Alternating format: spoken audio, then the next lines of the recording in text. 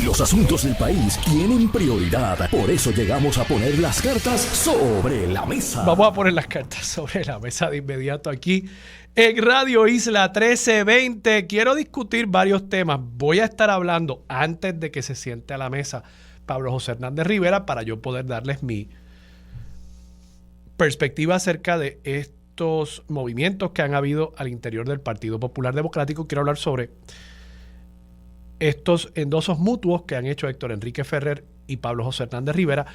Quiero hablar también del futuro del Partido Popular Democrático. Hay unas expresiones de Héctor Enrique, por lo menos en el artículo que vi en la página 12 del periódico El Nuevo Día, nota que firma Nidia Bauzá, que apuntan a una insatisfacción por parte de unos cuadros de liderato jóvenes al interior del partido. Vamos a estar discutiendo eso y por supuesto quiero hablar también de la primaria o de esta elección por la presidencia del Partido Popular Democrático que se estará celebrando ya en menos de 30 días, en menos de 4 semanas. El 7 de mayo es la elección y quiero discutir eso. Pero también quiero tocar el tema de las acusaciones contra los primos del gobernador y una información que se me quedó sobre la mesa ayer acerca del Departamento de la Vivienda. Incluso voy a comenzar por ahí.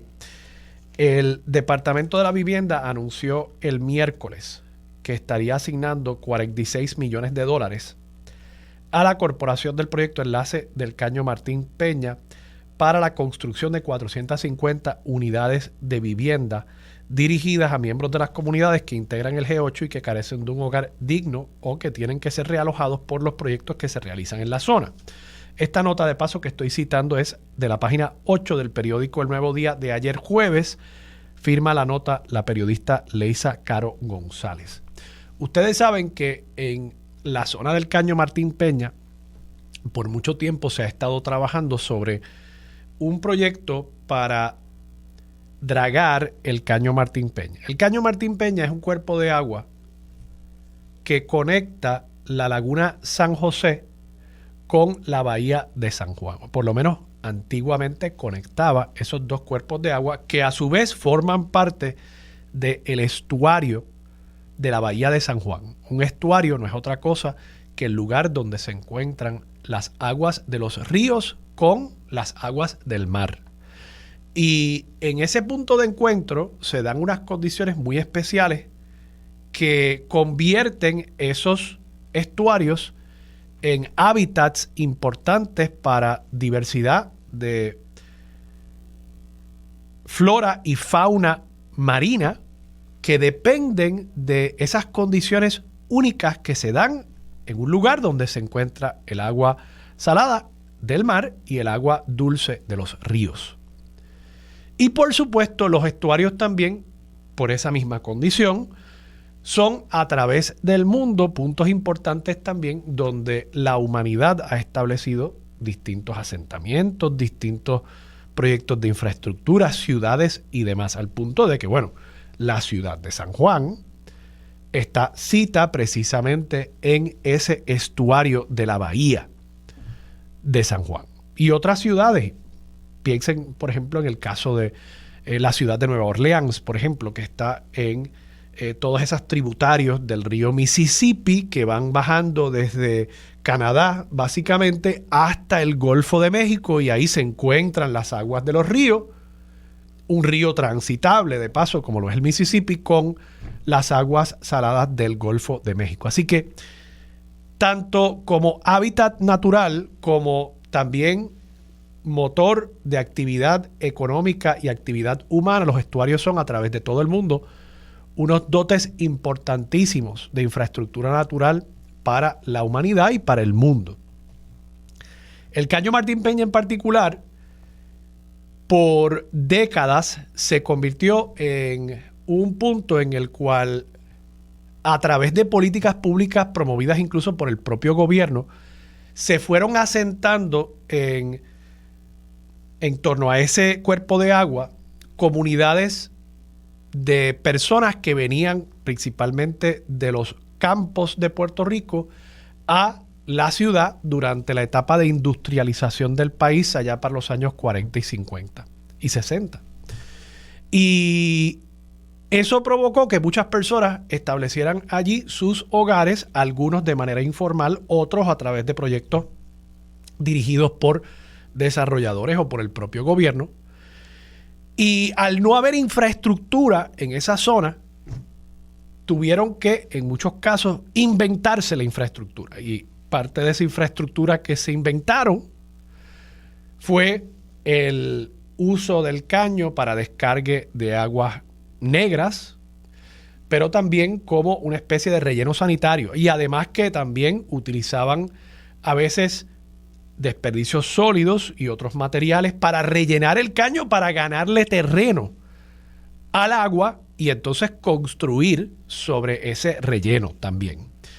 El resultado a través de las décadas y de los años ha sido que un cuerpo de agua como el Caño Martín Peña, que en ciertos puntos tenía un ancho de hasta 250 pies, hoy por hoy hay puntos donde usted puede incluso cruzar el caño a pie. Con mucho cuidado, pero puede cruzar el caño a pie, porque en lugar de agua hay un babote o un relleno de distintos materiales que no deberían estar ahí. Y eso ha provocado que todo ese sistema estuarino tenga una serie de problemas porque donde debería haber un flujo natural de agua, ahora no lo hay. Uno de los problemas, para que tengan una idea, es que la laguna San José, por ejemplo, ha ido sedimentándose más de lo debido y eso causa sedimentación, quiere decir que distintos materiales que los ríos naturalmente van llevando de un punto a otro cuando llueve mucho, por ejemplo, esa sedimentación, ese material no tiene a dónde ir de ordinario. Si el sistema estuviera operando como se supone, pues llegaría hasta el mar y por ahí pues se dispersa a través de los océanos. Pero no habiendo esa salida importante que es el Caño Martín Peña hacia la bahía, se está sedimentando la laguna San José y cuando sigue subiendo ese nivel de sedimento en el fondo de la laguna, eso va eliminando capacidad de la laguna de captar aguas de lluvia, por ejemplo, aguas pluviales. Y eso implica que cuando llueve, a veces no tiene que ser una lluvia tan estruendosa, una lluvia cualquiera, eso eleva el nivel de la laguna y han habido situaciones incluso donde eso ha inundado porciones del aeropuerto Luis Muñoz Marín, que también como infraestructura crítica está en esa zona del estuario. Así que por esa razón y también por querer devolverle a esa comunidad un dote natural como lo sería un cuerpo de agua perfectamente limpio, un cuerpo de agua transitable, como se espera que sea el Caño Martín Peña una vez sea dragado, la comunidad lleva años adelantando este proyecto para que se haga un dragado del Caño Martín Peña y se pueda restablecer el flujo natural de ese cuerpo de agua. Pero para hacer ese dragado, precisamente, como les expliqué, han habido ciertas zonas donde el relleno del caño implicó ganarle un terreno a ese cuerpo de agua y entonces sobre ese terreno construir casas. Y una de las cosas que se está planteando aquí es precisamente pues remover, desplazar una población que está sobre un terreno que va a ser dragado, que va a ser eliminado para restablecer el flujo natural del agua. Y esas personas entonces proveerles una casita en la misma comunidad, para no estar desplazando a la comunidad, sino en la misma comunidad, construir propiedades en otros terrenos que están a la disposición del gobierno y del proyecto Enlace Caño Martín Peña. Todo eso como introducción, creo que es importante uno recordar la importancia de un proyecto como este, pero todo eso como introducción para decir que el costo total de este proyecto de vivienda, 450 unidades, va a ser de unos 86 millones de dólares. Esto según información que proveyó el amigo y director ejecutivo del proyecto Enlace Caño Martín Peña, Mario Núñez. En total va a costar 86 millones. El gobierno ya le consiguió 46 millones de dólares. Cuando uno hace el cálculo, y ustedes saben que esto es algo que a mí me gusta hacer, acostumbro a hacer eso. Cuando uno hace el cálculo, 86 millones de dólares dividido por 450 unidades sale aproximadamente a 191 mil dólares por casa. Y estamos hablando de construcción nueva. O O sea que aquí pues, se va a tirar unos cimientos para las estructuras, varillas, cemento, se va a construir estructuras nuevas. Y lo traigo porque me parece, quizás está un poquito por encima de los costos de una propiedad similar en el mercado en este momento, pero me parece que esas son cifras relativamente razonables en comparación con otros proyectos que hemos visto recientemente. Por ejemplo, estaba y hemos discutido en este programa sobre el caso de un proyecto de apartamentos que van a ser remodelados, rehabilitados. Esto yo lo publiqué en mis redes sociales y lo discutí en este programa el 24 de marzo del 2023. Esto fue una nota de Gloria Ruiz Cuilan. En esa nota se reportaba que iban a rehabilitar, o sea, esto es una estructura existente, 294 apartamentos, no unidades individuales de vivienda, como es el caso aquí, que creo que son casitas que se van a construir. 294 apartamentos iba a costar la rehabilitación, no la construcción, 96 millones de dólares. Volvamos, este proyecto en El Caño cuesta 86 millones y va a generar 450 unidades nuevas de vivienda. 450 nuevas por 86 millones, 294 apartamentos viejos, rehabilitados por 96 millones de dólares. El costo por unidad, de nuevo, en el caso del proyecto del Caño es $191,000. En el caso de este proyecto, que era la rehabilitación del complejo de viviendas Mirador de las Casas Apartments, el costo de la rehabilitación por unidad en ese caso es $326,000. De nuevo, unidades nuevas, $191,000. Unidades viejas rehabilitadas, $326,000. Hay algo que no me cuadra ahí. Hay algo que no me cuadra ahí. Y no quisiera yo hacer el vínculo, pero por supuesto que salta a la mente un día como hoy, cuando ya conocemos el detalle del esquema de los primos terceros del gobernador Pedro Pierluisi, los hermanos Walter y Eduardo Pierluisi. Cuando ya conocemos el esquema que ellos y el contable de su empresa que administraban residenciales públicos, o sea, aunque son áreas distintas en cuanto al tema de vivienda, en un caso es desarrollo de propiedades, en otro caso es administración de residenciales públicos, ciertamente levanta sospecha el que el departamento de vivienda y los proyectos de vivienda estén dando tanto de qué hablar y estén levantando tantos cuestionamientos. Y no olvidemos el caso de Tu Hogar Renace después del huracán María, los 1.500 millones de pesos que se malbarataron, que se gastaron, que la propia Contralora hizo un estudio, comenzó a hacer un estudio. Y luego de identificar que dentro de menos de 8 millones de dólares que ella había evaluado en contratos, habían serias deficiencias, ella le llevó esa información al entonces gobernador Ricardo Rosselló y ahí se quedó la investigación. Después de solamente auditar 8 millones de dólares en contratos, cuando ese programa tenía 1.500 millones de dólares en contratos a distintos individuos que de nuevo malbarataron ese dinero, lo botaron. Y supongo que se habrán hecho ricos como estaban intentando hacer Walter y Eduardo Pierluisi, a cuestas de que la gente que esperaba que ese programa les reparara los problemas de filtraciones en sus techos y les reparara sus casas, pues esa gente, pues sí, alguien fue a su casa y alguien le dijo que firmaran que habían concluido con el proyecto en su casa y así ellos habrán ido con esos documentos a cobrar al Departamento de Vivienda. Pero vayan y hablen con la gente que recibieron esos servicios a ver si realmente valieron 1.500 millones de dólares los trabajos que se hicieron en esas casas.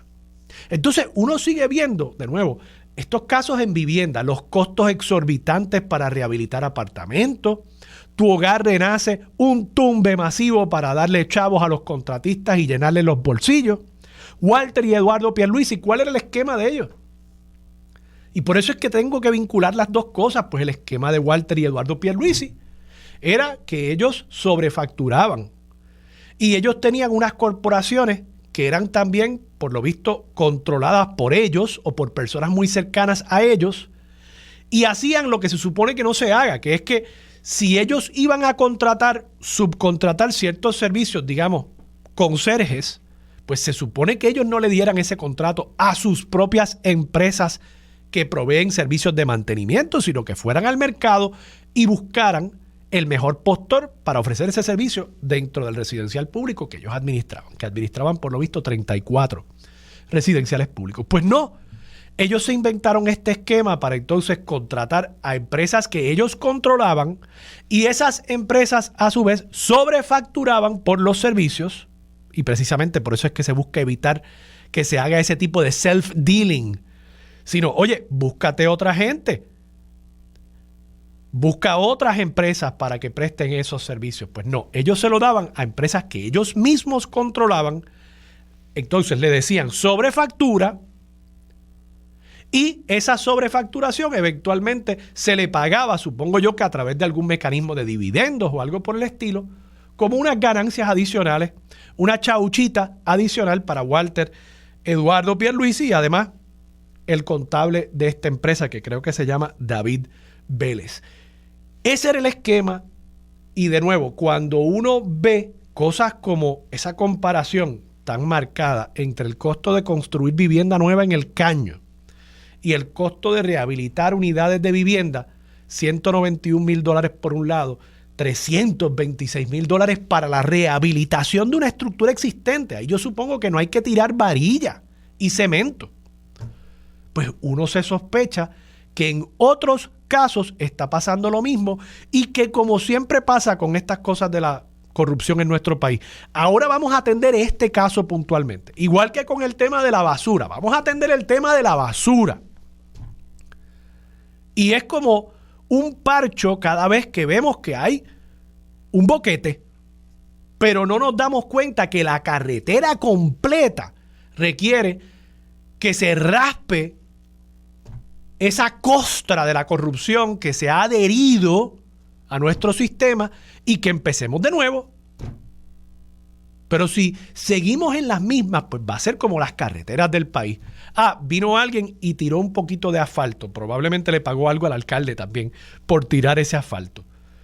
Pero uno lo ve desde el mismo día en que tiran el asfalto. Uno ve que eso fue simplemente un parchito para reparar ese boquete. Y ese parchito, pues poco a poco se va despedazando, ese parchito de bitumul que se tira ahí. Y eventualmente usted vuelve a caer en ese boquete. Y así es lo que pasa con la corrupción. Volvemos a caer en el hoyo negro de la corrupción que está acabando con el país. Y vemos las señales y vemos personas que yo no sé si es que yo soy muy malicioso, pero habemos personas que vemos estas cosas en los medios, levantamos la pregunta y no pasa nada. Y entonces nos sorprendemos cuando de aquí a 2, 3, 4, 5 años de pronto hay un allanamiento federal en las oficinas de alguien que rehabilitó apartamentos. ¿Está bien? Pues sigamos en lo mismo entonces. Sigamos en lo mismo. Ex post facto le metemos mano. Ahora, de antemano, cuando podemos ver que hay alcaldes que están viviendo muy por encima de sus capacidades económicas, como Félix Elcano Delgado, no, les reímos las gracias. Les reímos las gracias. Y después nos sorprendemos y supongo que como el vecino que tenía un asesino viviéndole al lado, salimos y decimos, ay bendito, pero es que era tan buena gente, no hacían ruido, yo ni me había dado cuenta que ese señor estaba ahí haciendo sus fechorías. Pero, pues claro, es que no estamos pendientes, es que nos ponemos las gringolas, es que no queremos ver la realidad. Y se sigue repitiendo el problema y seguimos cayendo en el mismo hoyo. Se me quedó el tema del PPD, pero bueno, Pablo José Hernández Rivera se sienta a la mesa después de la pausa. Lo traigo con él y lo discutimos aquí en Sobre la Mesa por Radio Isla 1320.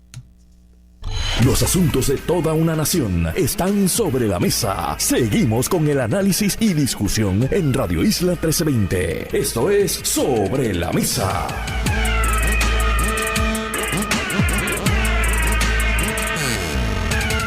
Regresamos. Soy Armando Valdés. Usted escucha Sobre la Mesa por Radio Isla 1320. A esta hora está con nosotros Pablo José Hernández Rivera. Pablo, buenos días. ¿Cómo estás? Buenos días, Armando, y buenos días a toda la radio audiencia. Pablo, eres candidato único, por lo visto ahora, del Partido Popular Democrático a la comisaría residente. Bueno, eso es lo que tú apuntas. Gracias a que recibí ayer el endoso de Héctor Ferrer, a quien pues obviamente le devuelvo el endoso, endosándolo a él para candidato a la Cámara de Representantes. ¿Cómo se dio este encuentro, Pablo? Pues Héctor y yo somos amigos desde hace mucho tiempo. Nosotros nos hablamos hace como un año, ¿verdad? Y yo le expresé que estaba evaluando esta posibilidad, él me expresó lo mismo. Nosotros mantuvimos comunicación a pesar de eso porque nos unen muchas causas. Trabajamos juntos en la cosa del reglamento allá para noviembre y yo te diría que más o menos a finales de febrero, principios de marzo, Jesús Manuel Ortiz trajo a colación el tema y que él entendía que Héctor se estaba inclinando a la Cámara y que quería ver si podíamos continuar el diálogo y yo pues por supuesto, y realmente no hubo mucho diálogo, más bien cuando nos volvimos a encontrar los tres, Héctor señaló que él ya había decidido que iba a aspirar de nuevo a la legislatura y que era cuestión de coordinar cómo hacíamos el anuncio y así fue. O sea que Jesús Manuel provocó el que se acelerara este proceso para definir y realizar estos endosos mutuos. Eso te lo dejo a ti como analista, pero sin duda, ¿verdad? Héctor y yo somos amigos de Jesús, ¿verdad? Y yo te diría que, o sea, yo soy más amigo de Jesús y Héctor es más amigo de Jesús, o sea que Jesús en realidad es como que el amigo mutuo de ambos. Así que en cierto modo, pues sí, facilitó este diálogo y esta buena relación. Te pregunto, ¿esperas que haya otro candidato o candidata que pueda retarte? Yo sé que existe la posibilidad de que alguien decida aspirar. Tienen hasta el 31 de diciembre, habría primaria de ley el año próximo.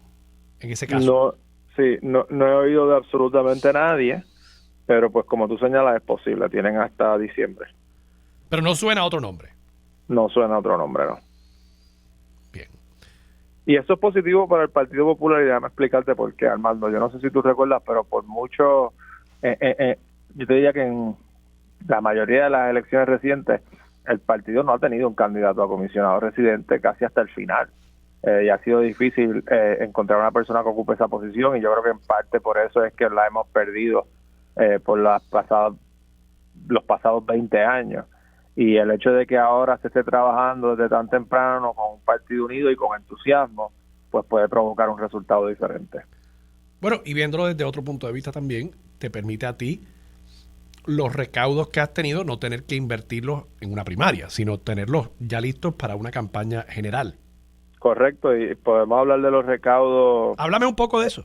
Bueno, pues te voy a dar un preview porque el informe se radica entre hoy y mañana y lo vamos a anunciar en el fin de semana o el lunes. Pero te voy a adelantar algunos datos, ¿verdad? Para no dañar la noticia cuando salga. Son recaudos históricos. Son recaudos históricos tanto por la cantidad como por la forma en que se recaudaron.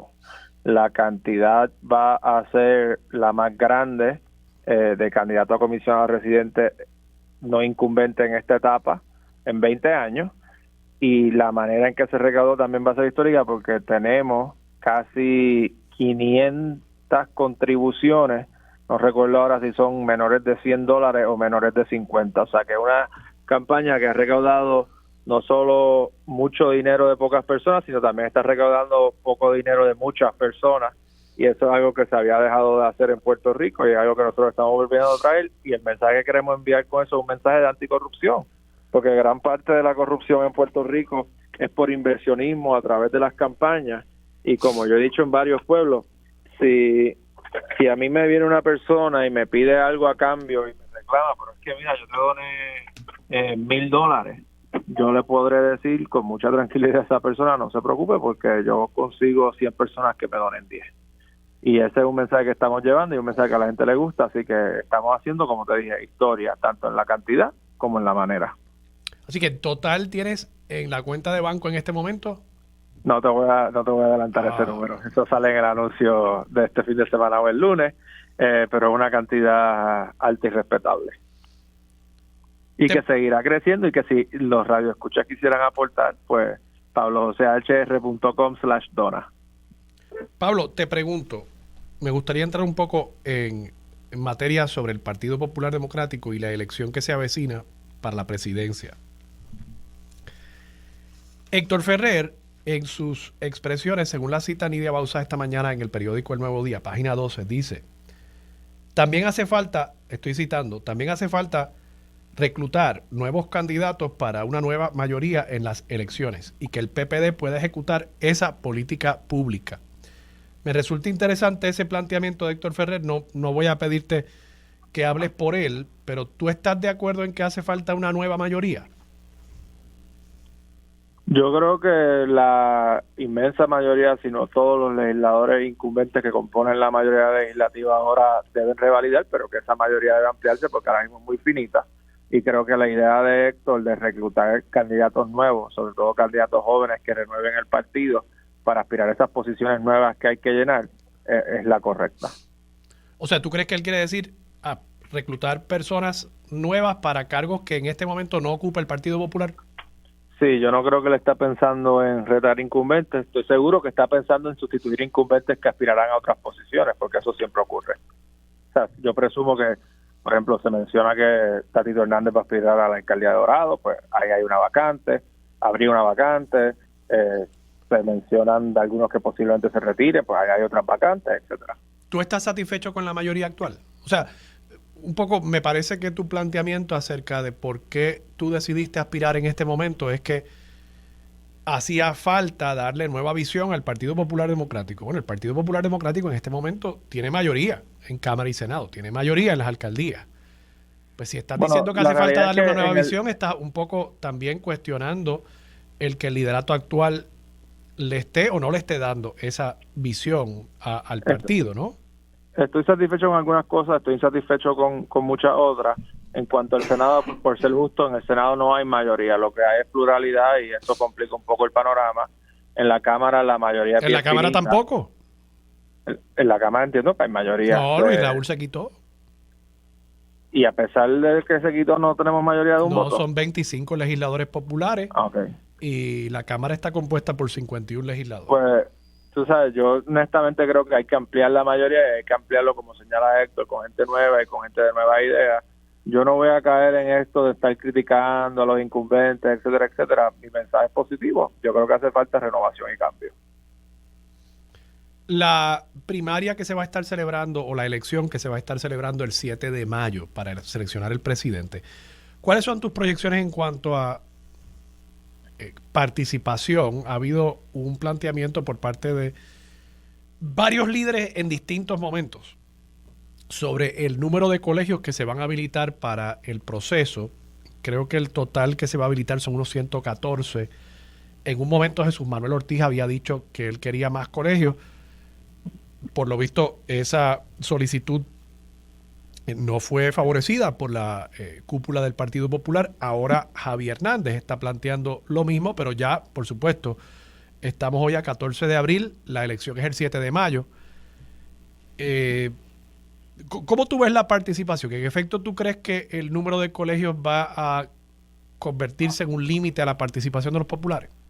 Yo creo que debieron haber abierto más colegios.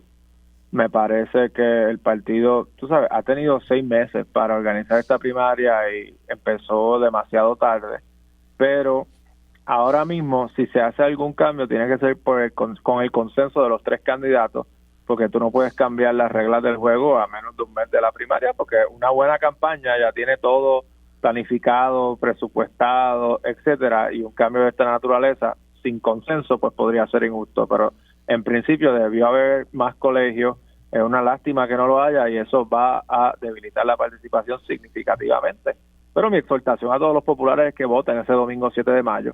Cada precinto va a tener un colegio, probablemente no sea la misma escuela donde usted acostumbra a votar, pero si usted ha votado en eventos especiales anteriormente, por ejemplo, tú y yo vamos a votar en La Labra, al menos que eso haya cambiado aquí en el precinto 1.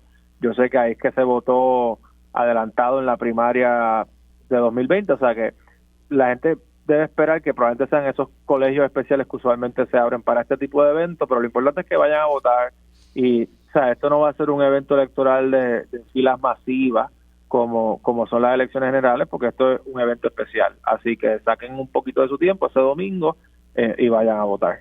¿Tú crees que hay conciencia en la base popular, en las visitas que tú estás haciendo? ¿Hay conciencia, hay entusiasmo? No sé si es que yo estoy, ¿verdad?, muy aquí encerrado en la burbuja de San Juan, pero percibo que como que todo ha bajado de tono. Al principio, con algunos de los anuncios, pues parecía que iba a haber mucha pujanza en esta campaña, pero luego, pues, no ha habido mucha. He visto a los candidatos haciendo mucha campaña en la isla y fuera del área metro, así que sí puede haber un problema de metropolitano en tu apreciación. Sin embargo, creo que va a despegar en las últimas 2 semanas, que es cuando ellos empezarán a usar el dinero que han guardado para esta campaña en anuncios, en eventos de movilización, y es cuando ocurrirán los debates. Va a haber un debate en Metro, en Telemundo, en Guapa. Radio Isla va a tener uno. Y Radio, ¿verdad? Que tú vas a moderar, me dijeron. Por lo visto voy a moderar, sí, eso me han dicho. Vaya. Va a ser neutral como don Eleuterio. Bueno, trataré de serlo. Digo, yo no voy a estar haciendo las preguntas, de paso, para eso vamos a tener nuestro equipo periodístico, pero sí, por supuesto que trataré de ser neutral y bueno, que sea lo que le... Díganle a Penchi que no puede hacer tantas preguntas sobre Ponce. Eso es imposible. Penchi, uno puede sacar a Penchi de Ponce, pero uno no puede sacar Ponce de Penchi. Aunque él está viviendo ahora en Levittown y yo lo veo de lo más contento. Yo me crié ahí, es que Levittown es chévere. Levittown es chévere. Mira, aquí tú vives ahí en Levittown también, ¿verdad? Ah, en Carolina. No. Pablo, vamos a la pausa. Regresamos con más de Sobre la Mesa por Radio Isla 1320. Los asuntos de toda una nación están sobre la mesa. Seguimos con el análisis y discusión en Radio Isla 1320. Esto es Sobre la Mesa.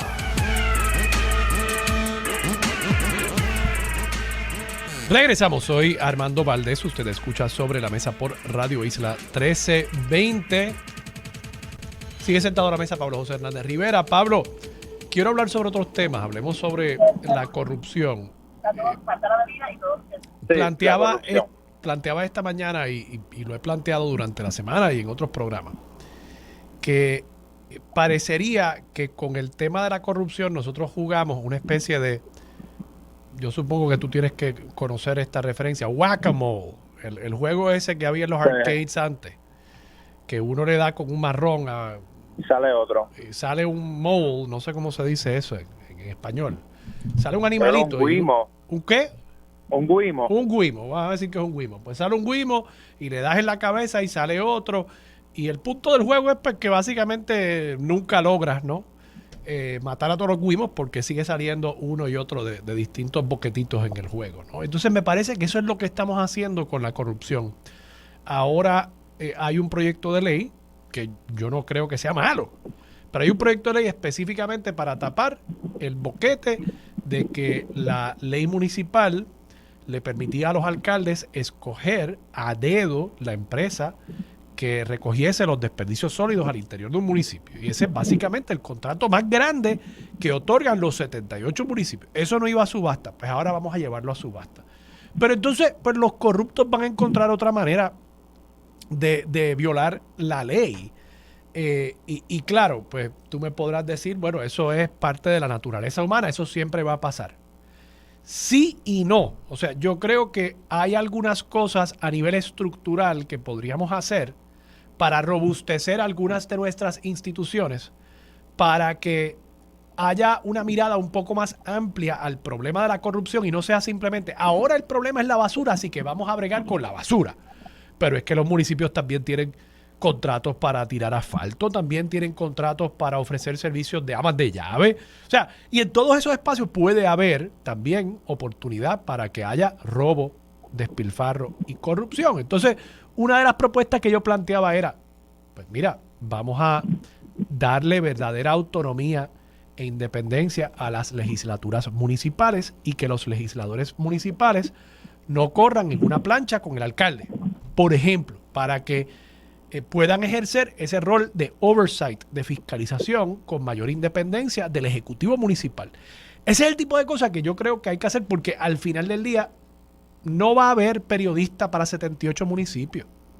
Eso no es una posibilidad en nuestro país, y tenemos que buscar los mecanismos más efectivos para fiscalizar a los municipios y así por el estilo, ¿verdad? En otros espacios pues habrá que buscar otras opciones, pero creo que tenemos que evitar el juego de whack-a-mole y realmente enfocarnos en los problemas institucionales que enfrenta el país con la corrupción. ¿Qué te parece a ti?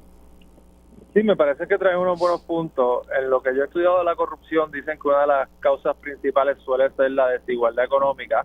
Este obviamente es un problema mucho más profundo y difícil de atender.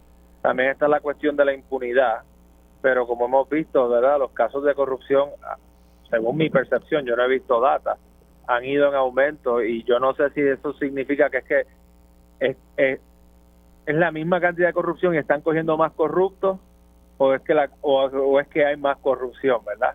El eterno dilema con las estadísticas de crimen, no es que ha aumentado el crimen, es que hemos mejorado cómo recopilamos estadísticas. Pero sin duda la desigualdad y la impunidad. Entonces tú mencionas lo de accountability, rendición de cuentas. Ahí lo que yo haría si yo estuviese en una posición como, digamos, legislador, sería investigar qué jurisdicciones han tenido serios problemas de corrupción y han podido o han sabido superarlo y qué hicieron. Y ver de esos casos de éxito qué podemos replicar aquí, ¿verdad? Por ejemplo, lo que tú señalas de que las legislaturas municipales sean independientes y entes de oversight, pues podría ser una buena idea, pero ahora mismo tenemos, yo no sé cuán efectivo ha sido la legislatura de Puerto Rico previniendo la corrupción en la rama ejecutiva, porque puede ejercer esa función de oversight. Así que hay que ver, igual tampoco sé si en práctica, ¿verdad?, en un mundo ideal serían candidatos que corren por su cuenta, ¿verdad?, independientes, no dependen del candidato a alcalde, pero en práctica va a ser así. O sea, actualmente los representantes de distrito, muchos de ellos responden al alcalde del distrito, del municipio más grande dentro de su distrito. Y también no sobreestimemos la atención del electorado. El electorado ahora mismo, cuando vota todo a la vez, pues apenas presta atención a los senadores y representantes de distrito. Yo diría que apenas presta atención a los representantes y senadores por acumulación. Van y votan pensando en el gobernador, quizás en el comisionado residente y definitivamente también en el alcalde.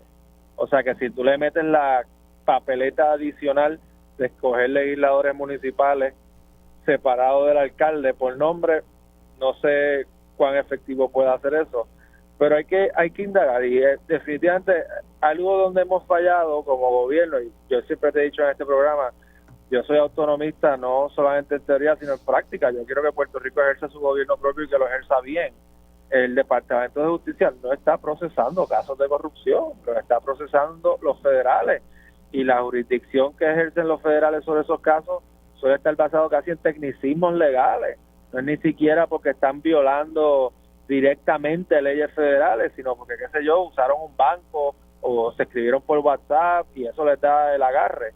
Pero casos como la de muchos de estos alcaldes, eso debió haber sido procesado a nivel local también. Y estamos reaccionando siempre, no estamos siendo proactivos al respecto. Yo creo que ahí tú diste en el clavo, que reaccionamos, y es después de ver el caso de corrupción, entonces reaccionamos. No hacemos un ejercicio de antemano de pensar en todas las oportunidades que provee el sistema, y son muchas. Yo tengo que insistir, por ejemplo, esta regla que hay en la legislatura de que tú puedes contratar un familiar, no dos, pero uno puedes contratarlo en tu oficina. ¿Cómo es eso? O sea, ¿cómo es que nosotros permitimos eso? Y va desde lo absurdo como eso, desde lo absurdo también como la delegación de cabilderos, que se le pagan $90,000 a esas personas, Pablo, por no hacer nada. Por no hacer nada. O sea, y eso también es corrupción. Podrá ser legal, porque hay una ley que dice que efectivamente se le pagará un salario, y ese es el que se fijó. pero es corrupción también, al menos corrupción moral, ¿no? Entonces, como tú dices, tenemos que ser un poquito más proactivos y no estar reaccionando continuamente al último escándalo de corrupción. Entonces, atendemos lo que se desprende de ese caso, pero no pensamos en el que viene por ahí. Oye, y Armando, el caso del Cano es el mejor caso. O sea, todo el mundo veía el Cano, lo veías en persona y sabías que había algo raro ahí. Exacto. Por la manera en que vestía, por el estilo de vida que llevaba. Y tú no tienes que llevar ese caso al Departamento de Justicia en Washington, Public Integrity, para ver si pueden hacer algo. O sea, tú tienes aquí un Departamento de Justicia local que puede ser proactivo y puede hacer preguntas por ahí. No solo eso, Pablo, que ¿para qué tenemos la Oficina de Ética Gubernamental? También. O sea, yo creo que muchos de estos requisitos, los talleres que le dan a los legisladores y a los alcaldes, se han convertido en una cosa totalmente pro forma. Es algo que hay que cumplir para poder estar en la papeleta. Pero se ha desvirtuado el propósito detrás de todas estas cosas. Los informes de ética no son simplemente para tenerlos archivados. Los informes de ética precisamente son para que usted pueda ver, oiga, don Cano Delgado, aquí dice que usted es un muerto de hambre. ¿Cómo es que usted tiene ese reloj en su muñeca? ¿Cómo es que usted tiene esa camiseta que cuesta 600 pesos de mal gusto? De paso, yo no sé quién pagaría $600 por una camiseta. Yo tampoco. ¿Verdad? Pero bueno, pues nada, para los gustos los colores, y supongo que si uno tiene chavo, puede botar su dinero en lo que quiera. Pero el Cano no tenía chavos, ese es el punto. Entonces, ¿por qué la Oficina de Ética Gubernamental no pudo haber hecho esa evaluación de la información que ellos propiamente tenían? Como mínimo, da pie a que tú digas, oiga, pues, don Cano, usted me está mintiendo. Usted está cometiendo perjurio. Entonces, por ahí tú comienzas a atacar el tema de la corrupción. Pero no, yo siento que la Oficina de Ética Gubernamental es como una especie de archivo de documentos que llegan allí y pues los ponchan y ya tú cumpliste y se acabó. Sí, y están disponibles online. Y yo me acuerdo, por ejemplo, antes de que yo entrara a la contienda, yo vi que uno de esos delegados tenía una deficiencia en su informe y se lo pasé a un amigo mutuo que lo hizo público. Y eso provocó consecuencias. También yo creo que los mismos periodistas deben ejercer una función fiscalizadora de meterse al cuerpo de esos informes y detectar irregularidad. De acuerdo. Tiene que haber un poquito más de fiscalización ahí y un poquito más de suspicacia. Pero bueno, Pablo, gracias por estar disponible para Sobre la Mesa. Estaremos hablando contigo de aquí a 2 semanas y ustedes se quedan aquí con nosotros. Ya Rosa Seguí está en el estudio. Ella y mucho más es lo próximo aquí en Sobre la Mesa por Radio Isla 1320. Quédate en sintonía. Conéctate a radioisla.tv para acceder y participar en nuestra encuesta diaria. Sobre la Mesa por Radio Isla. Su compromiso con la justicia social, los derechos humanos y la equidad la convierten en pieza clave para discutir los temas sobre la mesa. Ahora se une a la mesa la licenciada Rosa Seguí Cordero.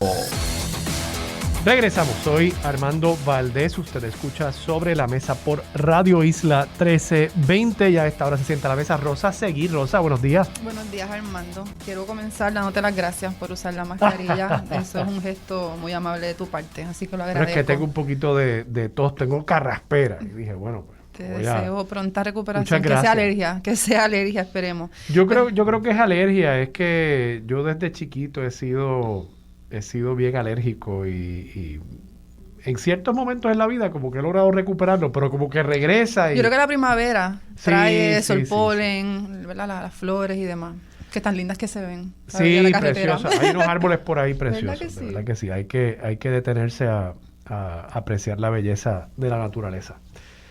Rosa, varios temas que quiero discutir contigo. Voy a empezar poniéndote un audio de una entrevista que le hiciera Julio Rivera Saniel el lunes a la senadora Joan Rodríguez Bebe.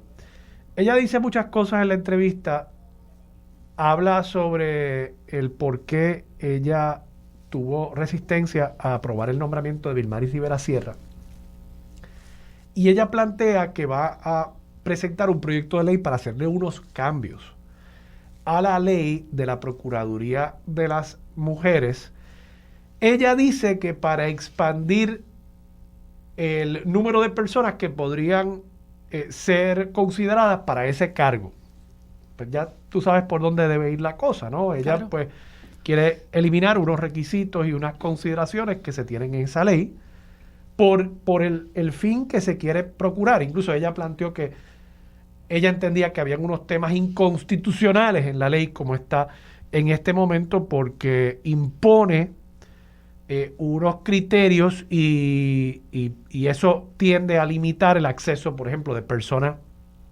religiosas al cargo, cosa que yo no entiendo porque precisamente Vilmaris Rivera Sierra Era cristiana católica. es católica. Claro. Su esposo es un diácono. Que Lo de dijo. paso, aprecio y le reconozco el que ella no sacara eso a pasear cuando pudo haberle convenido. En otras palabras, yo no me enteré de eso hasta que ella ya había optado por retirar su nombramiento. Y ahí es que ella lo dijo. Pero ella no sacó a pasear eso a conveniencia. Y creo que eso habla bien, ¿verdad? De su carácter y de su moral y de sus principios. Pero vamos a escuchar lo que dijo la senadora. Imagínate que esa ley, o sea, esa oficina se crea en el año 2000. Estamos en el 2023. Desde el 2023 se supone que esa oficina opere con una perspectiva de género. Dígame usted si no es un fracaso, sí o no. Yo creo que, ¿verdad? Solamente ahí está la ¿Usted respuesta, piensa que la porque oficina es un me parece fracaso? evidente. Ahora, en ¿Le cuanto parece al que es un fracaso en la tecnicismo, oficina? Perdone, para tenerlo claro. Usted dice no, que la cuando dice fracaso... la perspectiva, el enfoque, Julio. Ahora, Vale. como me preguntas sobre, ¿verdad?, el asunto técnico de lo que contiene la ley, aquí hay un Sí. problema, y es el siguiente, que esa ley no define lo que es perspectiva de género. ¿Y qué pasa?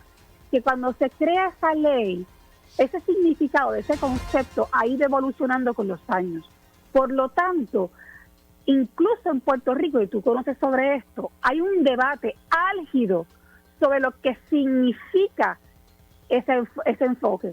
Por lo tanto, en sí Claro. misma la ley como no define, pues entonces precisamente permite que uno tenga que cuestionar a la persona que vaya a asumir esa posición para ver cuál es su propia definición sobre ese enfoque.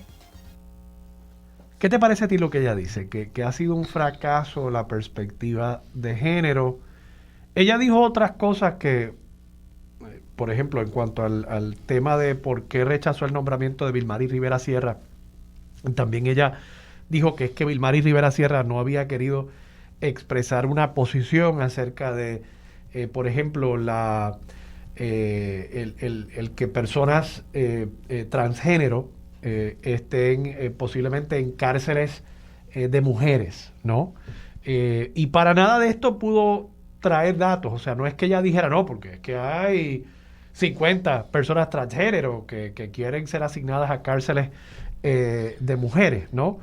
Simplemente lo levanta como el cuco, ¿verdad? Para demonizar y continuar estigmatizando a una población que en su mayoría, siempre pueden haber excepciones, pero en su mayoría es una población que lejos de ser agresores, son usualmente sobrevivientes de agresión en nuestra sociedad, pero ella busca politizar y polarizar levantando eso porque es fácil, porque a mucha gente de pronto le va a decir y le va a parecer, bueno, pues no debería estar ahí, bueno, pero vamos a analizarlo un poquito más, ¿verdad? Las personas transgénero, hay una alta incidencia de violencia sexual contra las personas transgénero y nada de eso se considera, ¿no?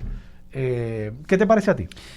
Pues me parece muy desacertado y comienzo brindando toda mi solidaridad a las personas de la comunidad LGBTIQ que siguen siendo atacadas viciosamente de parte del liderato del Proyecto Dignidad.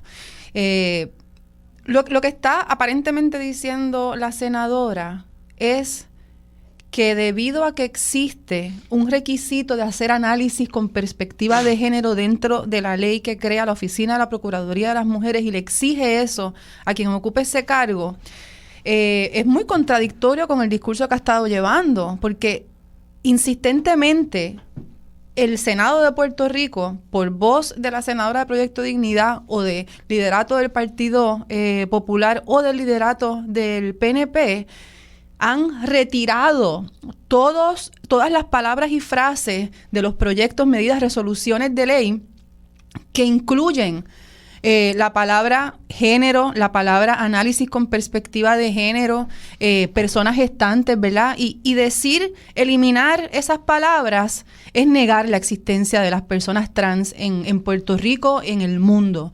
Y no podemos continuar intentando negar su existencia, ni negar la necesidad que tienen de recibir todos los derechos y libertades de igual manera.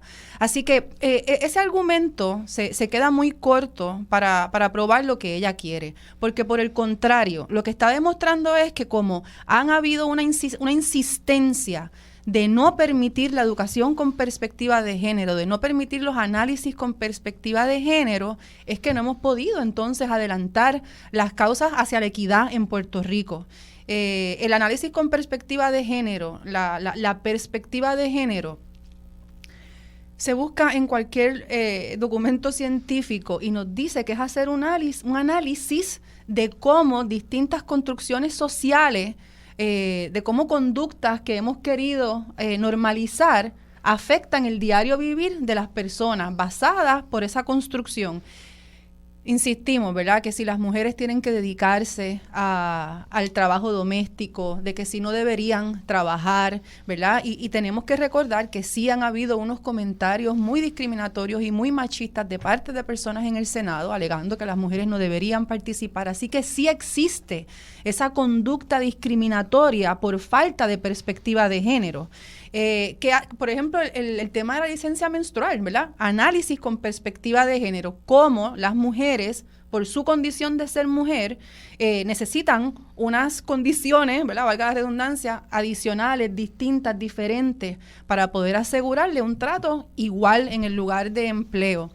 Así que querer insistir en que no hay una definición de perspectiva de género que está en los reglamentos de la Policía de Puerto Rico, que está ¿verdad?, de avanzada con toda esta reforma que se está haciendo en la policía. Es como decir que tenemos leyes antidiscrimen en Puerto Rico de hace 50 años, que tenemos una prohibición contra el racismo, y que porque no hemos podido erradicar el racismo en Puerto Rico, entonces tenemos que anular leyes para quitar precisamente el componente que evita el racismo en Puerto Rico, que vemos que continúa, que lo hemos visto en los tribunales, que vemos el caso de la familia en Canóvana, que vive constantemente bajo el racismo que ha permitido las distintas autoridades en Puerto Rico. Así que tener una ley que evita, que prohíbe, que trata de erradicar el racismo en Puerto Rico, no lo ha logrado. Y eso no es por culpa de la ley, eso es por falta de voluntad, por falta de educación antirracista en nuestras escuelas y en todos los espacios del gobierno y privados, ¿verdad? Que existen esas leyes que intentan erradicar ese discrimen por muchas razones en todas nuestras instancias. Así que me parece muy contradictorio y muy llano ese argumento. Y también pues tenemos que mencionar que quienes han ocupado el cargo anteriormente, como lo fue la ex procuradora Lercy Boria, poco hizo en cuanto a análisis con perspectiva de género, en cuanto a educación con perspectiva de género. De Wanda Vázquez tampoco podemos decir ningún trabajo que haya puesto en vigor esa ley. Así que primero tenemos que ponerla en vigor, incluyendo, ¿verdad?, no solo la Procuraduría, sino todas estas necesidades que tenemos que se han identificado. Y pues mientras continuemos con estas actitudes discriminatorias, llenas de odio, pues las comunidades marginalizadas como la comunidad trans, que en Puerto Rico es la jurisdicción más alta de todos los Estados Unidos por transfeminicidios. Así que es alarmante que desde el Senado se continúen estos discursos, ¿verdad?, que lo que promueven es el odio y ponen en riesgo las vidas de las comunidades vulnerabilizadas en Puerto Rico. Rosa, hablando de comunidades vulnerabilizadas, quiero hablar también sobre unas expresiones que hiciera Otoniel Font esta semana. Y aquí tenemos el audio de Otoniel Font también. Y aquí va a hacer la gestión para ponértelo. Tú sabes que la semana pasada, que fue Semana Santa, el gobernador hizo un anuncio acerca de una inversión de unos fondos federales para la reconstrucción del templo de la iglesia Fuente de Agua Viva. Y y como yo le dije al público, yo no había comentado sobre ese tema porque si bien pues me parecía quizás mucho dinero, quizás excesivo, el dinero estaba ahí. Por lo visto a Puerto Rico le han asignado a distintas iglesias unos 498 millones de dólares, entre ellos 275 millones a distintas instancias de la Iglesia Católica. Así que yo no había tocado el tema porque dije, bueno, si el dinero está ahí, pues fabuloso que lo usen. Pero para defenderse, Otoniel Font dijo lo siguiente. Paran con los benditos toldos azules. Hermanos, los toldos azules hoy es por dos cosas. Número uno, a miles de personas se les dio el dinero y lo gastaron en otras cosas. El gobierno no se... Yo quisiera que hicieran el listado para que usted viera que lo gastaron en televisores y lo gastaron en un montón de otras cosas. Y quiero que sepa que van a investigar y que están investigando y que el que no haya usado los fondos para lo que es, va a perder todos sus derechos para reclamar en el futuro, no tan solo de FEMA, sino de cualquier otra ayuda. O sea, esto es algo serio, esto no es relajo. Número dos, esto es un sistema de reemplazo. Si tú perdiste un techo en zinc, no te van a dar para construir un techo en cemento. No funciona así. Entonces, tercero, un montón de gente que no ha podido recibir es porque no tienen títulos de propiedad. Y quiero que sepa que aún FEMA ha estado dispuesto a ayudarlos a conseguir los títulos de propiedad. Pero hay gente que ni quiere arreglar sus cosas, no quiere tenerla en orden. Hay tanto que analizar ahí que no sé ni por dónde empezar, pero dice cosas que son falsas. Ya Ariadna Godró, de Ayuda Legal Puerto Rico, delató, ¿no? Develó varios de los puntos que él hace que son totalmente erróneos, como este tema de que si era un techo de zinc tiene que ser reemplazado por un techo de zinc. Eso no es así. No es así, correcto. Incluso FEMA lo que quiere es evitar que en el futuro tenga que volver a pagar por la sustitución de un techo. O sea, que va a querer precisamente que la persona pueda tener algo mejor, más resiliente, ¿no? El tema de los televisores, mire, yo no sé si es que él no ha ido a una tienda por departamento recientemente, pero un televisor hoy por hoy jamás y nunca se acerca a lo que costaría reemplazar un techo. O sea, un televisor se consigue hoy por 200, 300 pesos. Y que me diga él qué techo se puede hacer con 200 o 300 dólares, ¿verdad? Pero además, sin entrar en el absurdo de sus argumentos, yo creo que lo más peligroso aquí es que una persona desde una posición de poder, sí, pues no es poder gubernamental, pero es poder religioso, es una institución también con mucho poder en el país, al punto de que en la Primera Piedra, el evento de Primera Piedra, estaba ahí el gobernador, estaba un ex gobernador, habían legisladores. O sea, esto es una persona evidentemente con influencia que está sacando a pasear los peores prejuicios, los peores estereotipos acerca de las personas con menos recursos en nuestro país, acerca de las personas marginadas, vulnerabilizadas en nuestro país, diciendo que pues básicamente que son unos vagos y que están viviendo del mantengo. Y lo irónico de todo esto es que, y es algo que sucede a menudo en esos círculos sociales, es que siempre es muy fácil ver la paja en el ojo ajeno y no ver la viga en el propio, ¿verdad? Sí, es posible que esa persona haya cogido el dinero y pues, lo haya usado en lo que le haya dado la gana usar el dinero. Pero, ¿y acaso los grandes empresarios en Puerto Rico, los grandes contratistas, los grandes desarrolladores, muchas tiendas, y yo no estoy criticándolo, simplemente es para que tengamos el contexto y pensemos antes de hablar? Muchas tiendas, supermercados y demás, ¿acaso no dependen también precisamente de dinero federal? ¿Acaso no acabamos de ver el caso de Walter y Eduardo Pierluisi, que van a la cárcel por estar sobrefacturándole al gobierno federal por un programa que se supone que le supla servicios a personas que viven en residenciales públicos? O sea, yo estoy seguro que estos dos truanes, estos dos convictos federales, también decían cosas así, que es que la gente pobre con la tarjeta de la familia, con esto, con aquello, pero no solamente es que su empresa dependía de dinero federal para existir, es que además estaban robando dinero federal. Entonces, yo veo esas cosas y veo a un tipo diciendo, no, que si esa persona se compró un televisor y a él le acaban de dar un cheque de $32 millones. ¿Cómo él puede reconciliar en su cabeza el llamar a una persona un mantenido cuando evidentemente él es el mayor mantenido? A mí me parece muy lejos de el amor al prójimo, ¿verdad? Sí, el mensaje cristiano. El mensaje de amor al prójimo no lo encontré. Tampoco encontré a Armando, quizás no he visto todas sus intervenciones, qué era lo que se pretendía hacer de trabajo comunitario con ese dinero. Porque esto sucede porque en el 2018 Trump flexibilizó las guías y entonces permitió que instituciones religiosas de base de fe, worship houses, también pudieran recibir estos fondos. O sea que no es solo organizaciones sin fines de lucro, como alegó Alejandro García Padilla, que es el gobernador que menciona, que dice Otoniel que se le acercó para dejarle saber que estos fondos existen. Así que sí, esa información con la que tú empiezas, Armando, porque Otoniel Font también dijo que viajó en varias ocasiones al Congreso y que se reunió con varias personas congresistas.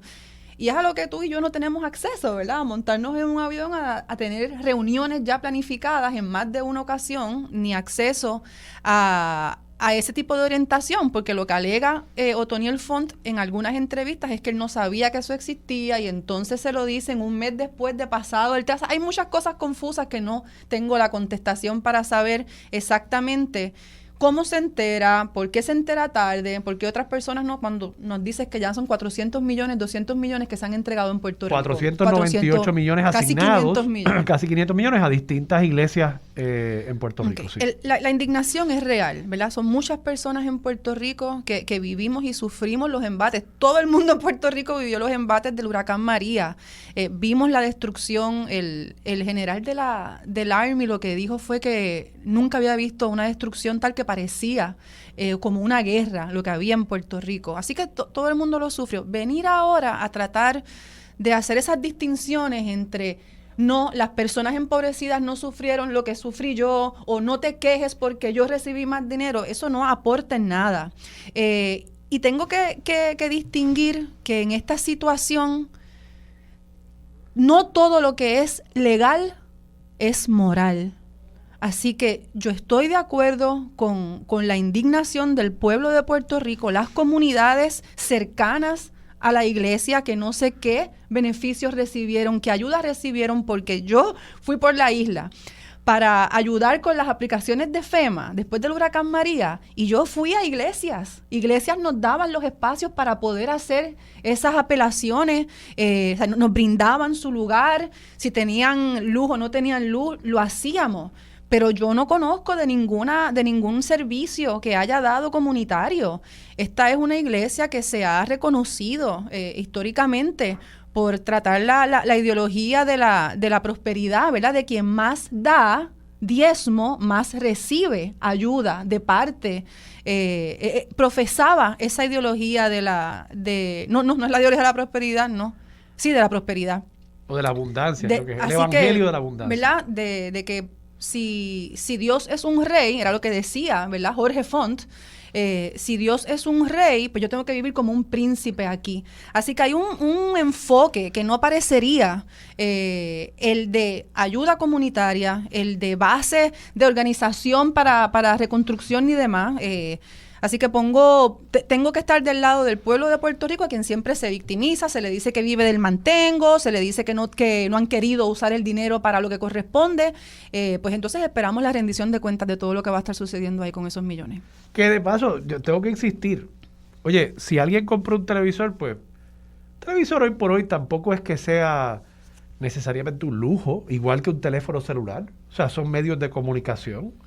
¿O es que nos hemos olvidado? Y de entretenimiento, sí, ¿sabes? O es que nos hemos olvidado de que después del huracán María, aquí habían básicamente 2 o 3 estaciones de radio que estaban todavía operando. Radio Isla era una de ellas a través de su señal por internet, por ejemplo, y luego se logró restablecer la señal por aire. No había comunicaciones. No había comunicaciones. Entonces, Digo, y además, ¿qué tiene que hacer él metiéndose? O sea, él desviando la atención claro, para que no le sigan atacando. Pero al hacerlo, hace algo que es tan terrible y es que sigue estigmatizando ¿La pobreza? al pobre en nuestro país. Y nada hacen para ayudarle. Y nada hacen para ayudar, y es muy triste eso porque el problema es que estas cosas que se dicen, hay gente que las escucha y dice, es verdad. Y se ve como, la verdad es que y se normaliza ese discurso de odio. Esa conferencia de prensa con las palas era como si fuera una construcción de algún servicio público, ¿verdad? De alguna agencia gubernamental que fuera a hacer algo para el pueblo de Puerto Rico. No hemos visto ese tipo de conferencia de prensa como que aquí se está construyendo algo para el desarrollo económico de Puerto Rico. Y esa era la impresión que quería dar. Rosa Seguí. Nos vemos el viernes próximo. Se nos acabó el tiempo. Se nos fue rápido. Hasta el próximo viernes. Hasta el próximo viernes. Un abrazo. Vamos a la pausa. Regresamos con más de Sobre la Mesa por Radio Isla 1320. Los asuntos de toda una nación están sobre la mesa. Seguimos con el análisis y discusión en Radio Isla 1320. Esto es Sobre la Mesa.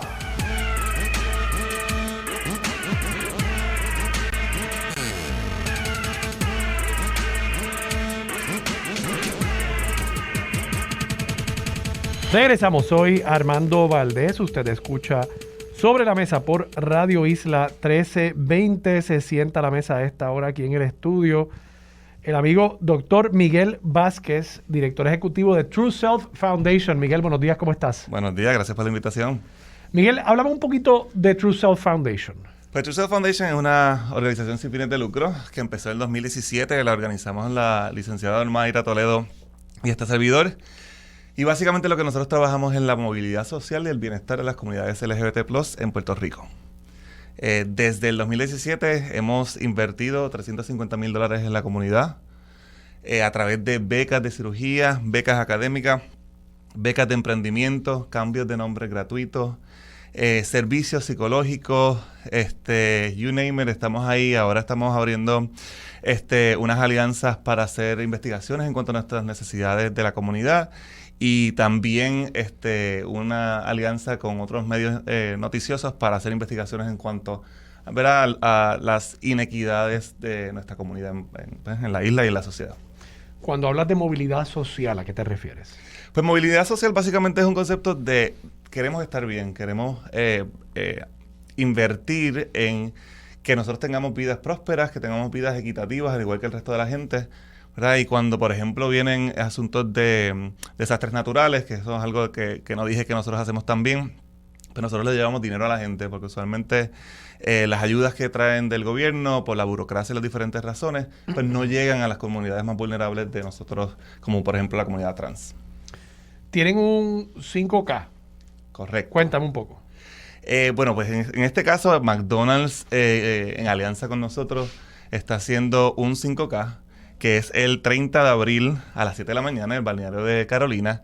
Y pues nada, porque hemos colaborado antes, porque son aliados de nuestras comunidades, han decidido dar parte de los recaudos de las inscripciones a True Self Foundation. Así que nosotros estamos sumamente agradecidos y vamos a participar y decir presentes allí el 30 de abril. O sea que no es el 5K de ustedes. No, yo participé en un 5K de True Self hace como, no sé, 2 o 3 años de haber sido, que fue en la Laguna. Exactamente. No, pues ahora vamos el 24 de junio nosotros en la fundación, en el Distrito T-Mobile, pero ahora estamos haciendo todos nuestros esfuerzos para que la gente que nos sigue, que les gustan nuestras carreras, vaya entonces a primero el de McDonald's y luego entonces se unan con nosotros en junio. Y esta carrera de McDonald's dijiste que es el 24 de... El 30 de abril. 30 de abril. El 30 de abril a las 7 de la mañana en el balneario de Carolina. Ok. Y parte de los fondos que se recauden ahí van a ir a los proyectos de True Self Foundation, definitivamente, sí. Te pregunto, para los que quieran inscribirse, ¿cómo lo pueden hacer? Pues es bien fácil. McDonald's ha creado un website que estoy buscando porque no quiero equivocarme, pero es bien fácil la inscripción. Es el www.m5kpr.com. O sea que es www.m, un número 5, la K, pr.com. m5kpr.com. Correcto. Y ahí pueden inscribirse y entonces parte de eso, del costo de la inscripción, pues va a ir a a True Self Foundation. A True Self Foundation, correcto. Y entonces nosotros vamos a estar allí en representación de la fundación, vamos a tener una mesa, así que le pedimos a todas las personas que creen en la equidad, que están, saben y conocen nuestra necesidad en la sociedad, así que nos respalden, que vayan, que compartan con nosotros ese día allí en la carrera. ¿Cuál es el estado actual, volviendo al tema de el trabajo que hace True Self Foundation? ¿Cómo tú describirías, si se fuese a hacer una especie de mensaje del estado de la comunidad, digamos? Sí. ¿Cuál es el estado de la comunidad en este momento en Puerto Rico? Pues mira, es un estado complejo. Nosotros somos una comunidad bien resiliente, ¿verdad? Nosotros pues trabajamos, contribuimos a nuestra sociedad, estamos bien de salud en su mayoría, pero muchos estudios nos dicen que cuando nos comparamos con otras personas que no son de la comunidad, el acceso a la salud, el acceso a la educación, el acceso al trabajo disminuye, ¿verdad? Y eso es un asunto que hay que trabajar. En Puerto Rico hay pocas investigaciones. Las investigaciones que se hacen de parte de algunos organismos en el gobierno no se publican, pero las que sí tenemos, que se investiga a nivel independiente, las universidades nos demuestran que definitivamente estamos sufriendo de mayores problemas de salud mental, mayores problemas de salud física y menor acceso a los servicios de salud. Entonces, pues todas esas cosas nos hacen tener que plantearnos cómo vamos a resolver esa inequidad. Y pues básicamente eso es lo que hace True Self, plantearse eso y moverse a la tarea de resolver esa situación. Mencionaste becas para cirugías. Sí. Cirugías para personas que están haciendo una transición. Correcto. Háblame un poquito de eso, porque ha sido un tema controversial, sí, por la manera en que algunos políticos han querido tratar el tema y la manera en que pretenden tratarlo me parece que tiende a estigmatizar. Correcto. Y no a abonar a una comprensión. Háblame un poquito de ese proceso. Sí, bueno, en efecto es lamentable, ¿verdad?, que estos temas sean controversiales. Y yo digo lamentable porque no deberían serlo. Muchas veces son controversiales por las creencias personales de la gente, la religión y otras maneras de vivir y ver el mundo. Sin embargo, cuando miramos a la literatura científica, porque para mí cuando uno va a tener y acercarse a un tema controversial, la literatura científica es como lo más objetivo, ¿verdad?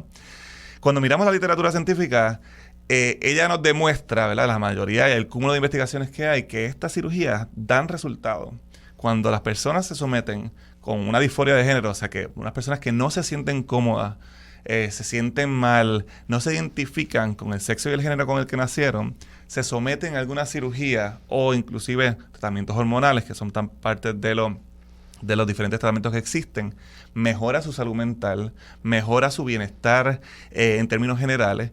Y entonces pues tenemos unos datos que nos están diciendo que estos son tratamientos que funcionan. ¿Por qué entonces los políticos quieren meterse en la ciencia, en tratamientos médicos y psicológicos que funcionan, cuando ya la literatura nos dice que sí, que ¿verdad? Eso existe y está y funciona de lo más bien? Hay un punto que se trae, que es el tema de los menores de edad. Claro. ¿Tenemos estadísticas sobre estos asuntos? Lo discutía con la amiga Rosa Seguí en el segmento anterior. La senadora Joan Rodríguez Bebe ha levantado el issue de personas trans, mujeres trans, en cárceles de mujeres, ¿no? Y lo levanta como un peligro para la mujer biológica que está en una cárcel femenina. Claro, deja fuera de la ecuación ahí el peligro para una mujer trans, claro, de estar en una cárcel de varones, ¿no? Ella trajo también el tema, por ejemplo, de niñas trans que participan, o de mujeres trans que participan en deportes, sea a nivel escolar o a nivel ya universitario o profesional, en deportes femeninos, ¿no? Tenemos estadísticas sobre eso, porque me parece que se levanta y un poco casi se trata de plantear como si la comunidad trans estuviera tratando de buscar un privilegio. Correcto. Y se exagera también la magnitud de esto para, de nuevo, estigmatizar y demonizar? Sí, para mí es bien absurdo.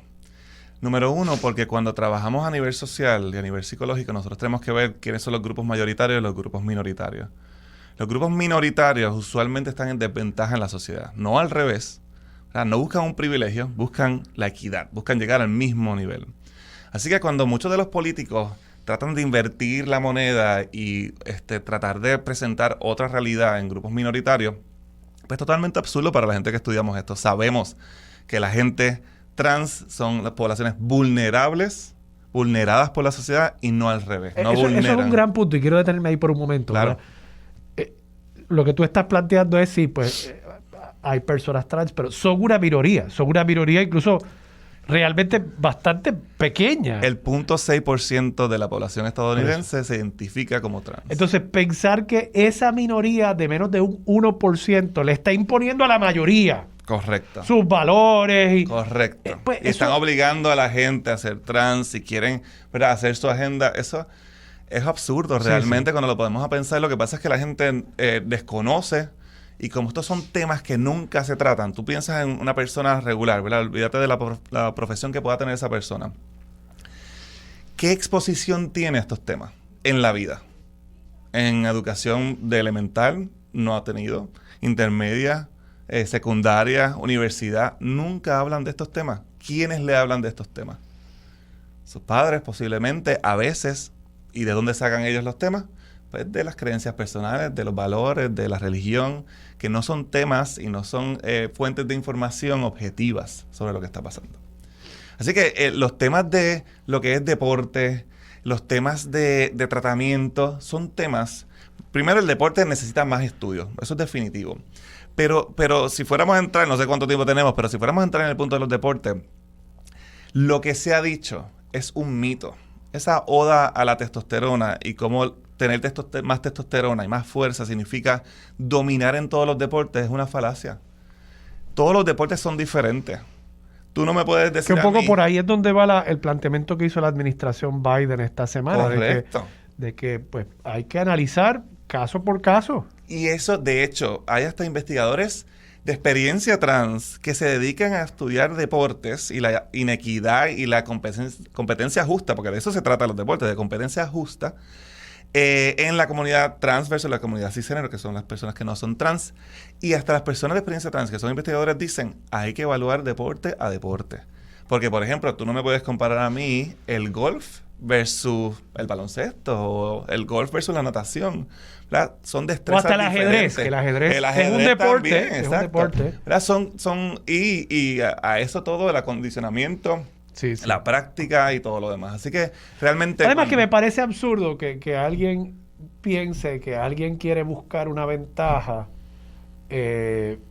identificándose como parte de una minoría y que esa identificación como parte de esa minoría le hace tan difícil, hay que reconocerlo, le hace tan difícil la vida a esa persona en tantos otros ámbitos. O sea, por yo ser un gran competidor, pues voy a ignorar el costo que va a implicar para mí el asumir esa identidad, ¿no? Por una ventaja deportiva. O sea, me parece un poco absurdo. Los deportistas son personas ante todo y también, o sea, viven su vida y esa transición no la van a hacer solamente por el deporte. Miguel, la carrera es... El 30 de abril a las 7 de la mañana en el Balneario de Carolina. Se llama el M5K de McDonald's y se pueden registrar en www.m5kpr.com.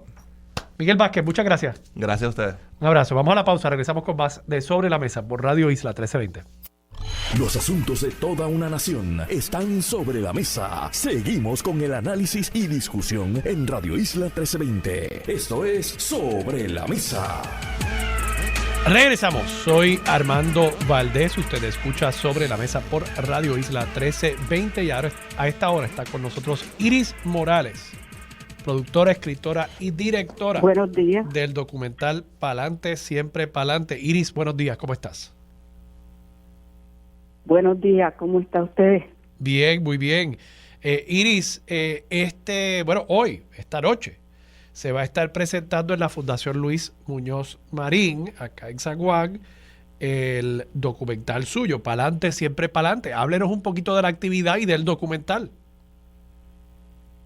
Bueno, estoy muy feliz de estar en Puerto Rico, primeramente, y le doy las gracias por esta oportunidad de hablarle de la tertulia que vamos a tener esta noche, que está enfocada en el activismo puertorriqueño en la diáspora. Queremos abrir una conversación entre los puertorriqueños acá y los puertorriqueños en los Estados Unidos.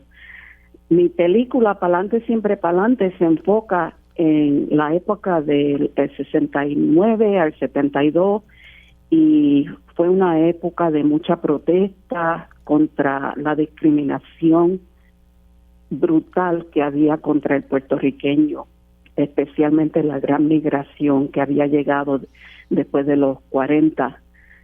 Mi papá es de Sabana Grande, mi mamá es de San Antonio, Aguadilla, y yo soy boricua, nacida y criada en los Estados Unidos, en Nueva York específicamente.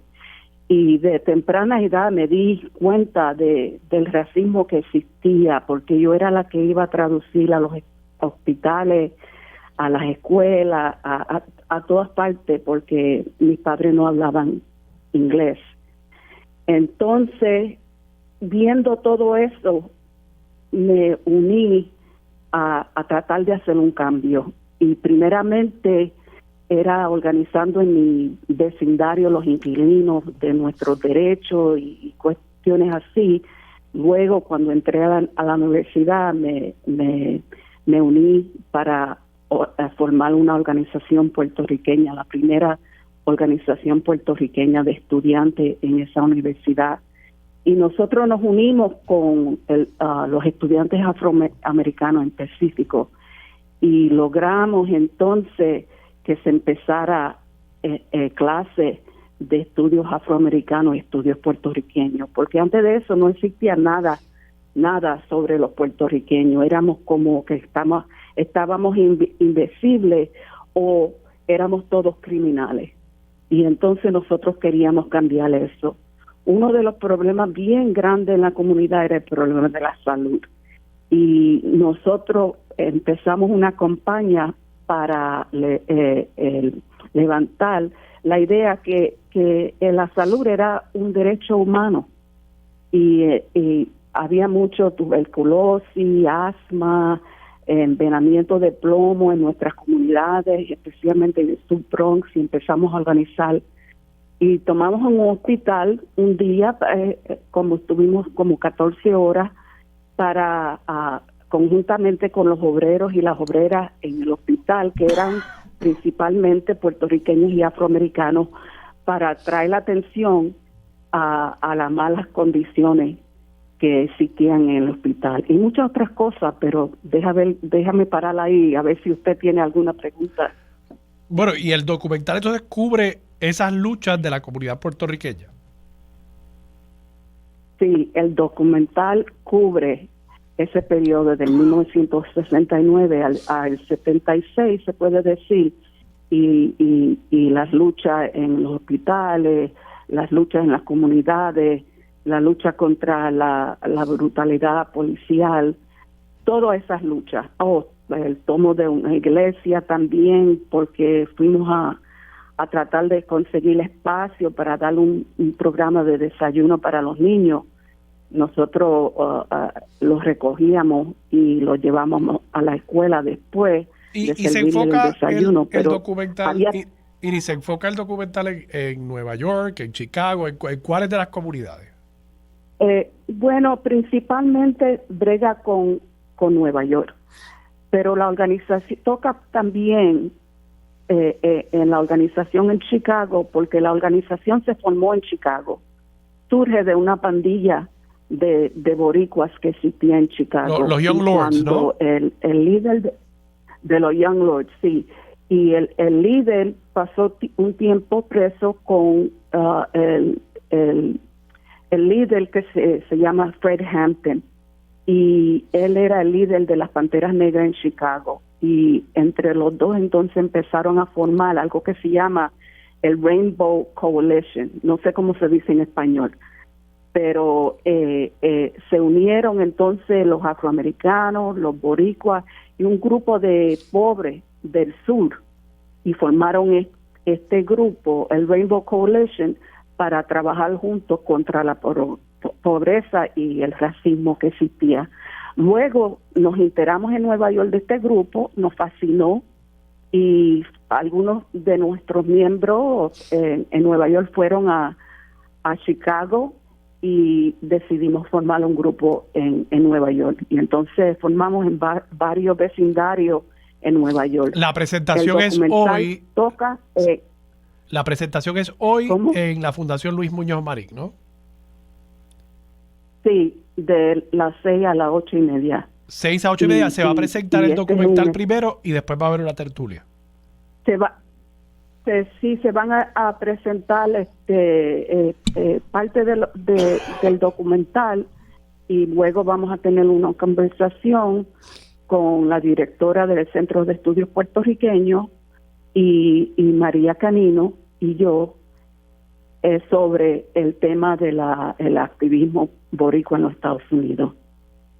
Excelente. Así que eso es hoy de manera presencial en la Fundación Luis Muñoz Marín a partir de las 6.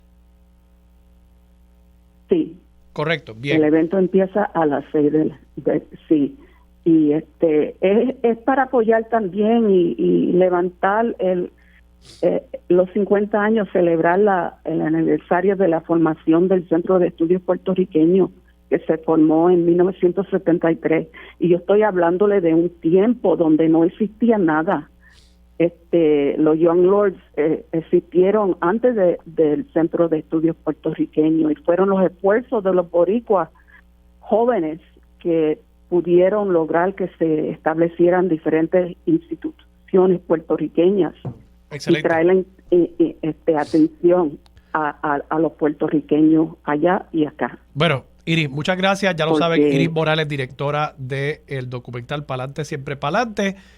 Centro de Estudios Puertorriqueños y la Fundación Luis Muñoz Marín les traen la presentación de este documental y tertulia hoy en la sede de la Fundación, allí en la carretera hacia Trujillo Alto, a partir de las 6 de la noche hoy. Vamos a la pausa, regresamos con Miri Méndez. Dígame la verdad, es lo próximo aquí en Radio Isla 1320.